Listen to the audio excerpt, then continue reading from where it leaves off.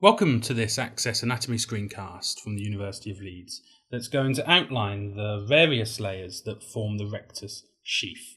So first of all, let's draw out our two rectus abdominis muscles. So we can see our left one and our right one, rectus abdominis. These sit either side of the linea alba in the midline. This is a transverse section of these two muscles. So here we have the posterior aspect and here we have the anterior aspect.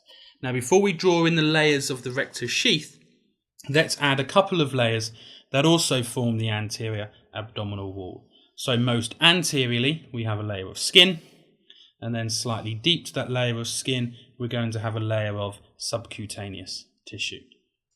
Most posteriorly we're going to have the parietal peritoneum, and then slightly anterior to the layer of parietal peritoneum we're going to have a layer of transversalis fascia.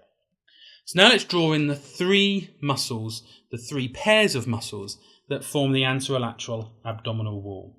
Most posteriorly, we're going to have transversus abdominis, and then slightly anterior to transversus abdominis, we're going to find internal oblique, and then anterior to internal oblique is external oblique. So here we can see external oblique. Now each of these muscles is going to give rise to an aponeurosis that converges in the midline, and these help to form the linea alba. So let's draw out this aponeurosis coming from external oblique. So here we can see the aponeurosis coming from external oblique, and it's lying anterior to rectus abdominis. If we were to draw the layer of aponeurosis coming from transverse abdominis, we'll see that it's coming posterior to rectus abdominis muscles. So here, external oblique is anterior, and here, transverse abdominis is posterior. And their layers of aponeurosis are also anterior and posterior. Internal oblique gives rise to an aponeurosis, just like transverse abdominis and external oblique. But this aponeurosis splits into both an anterior and a posterior layer. The posterior layer of internal oblique's aponeurosis runs posterior to rectus abdominis, whilst its anterior layer is going to run anterior to rectus abdominis muscles. So here, at this level of the rectus sheath, we can see that transverse abdominis aponeurosis is posterior, external oblique's aponeurosis is anterior, and internal oblique, its aponeurosis splits into a posterior and an anterior layer, and they go posterior or anterior to the rectus abdominis muscles. This arrangement is found superior to the umbilicus. So superior to the umbilicus. Now if we were to look inferior to the umbilicus, especially about a third of the way inferior of the umbilicus, between the umbilicus and the pubic symphysis, then we'll find a slightly different arrangement of the aponeuroses that form the rectus sheath. So if we draw these out again, then let's draw our two rectus abdominis muscles out here. So here's our two rectus abdominis muscles. Once again, here's posterior and here's anterior. So let's draw out a layer of skin.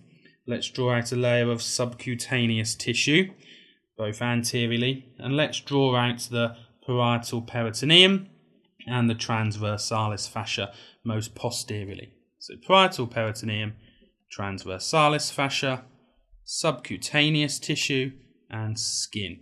And this is going to be inferior to the umbilicus. So now let's draw out the three anterolateral abdominal wall muscles. We have transverse abdominis, we have internal oblique, and we have external oblique. And these three muscles are also going to give rise to those aponeuroses, just like they did above the umbilicus. So if we now draw out these aponeuroses, we can see that they all run anterior to rectus abdominis muscles. So each of the aponeuroses is going to run anterior to rectus abdominis, and this arrangement occurs inferior to the umbilicus. So superior to the umbilicus, we have 2 layers posterior and 2 layers anterior. Inferior to the umbilicus, we have 3 layers anterior, where the 2 layers of internal obliques aponeuroses have rejoined to form 1, and this now lays anteriorly.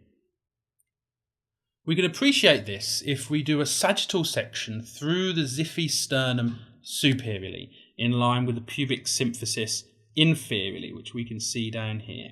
And here we have rectus abdominis muscle running between these 2 landmarks. So here we can see our rectus abdominis muscle. Here's some tendinous intersections. And then here, if we have the anterior aspect, and here if we have the posterior aspect, then once again we can draw in the various layers of the abdominal wall. So here we can have the skin, and then deep to the skin we can have the subcutaneous tissue once again. So here's the subcutaneous tissue. And then posteriorly we can have the parietal peritoneum. And here we can have transversalis fascia. And then what we can do is we can draw in the layers of aponeurosis and how they form the rectus sheath both above and below the umbilicus. So if we start with external oblique, then here we can draw external oblique most anteriorly for all of the rectus sheath.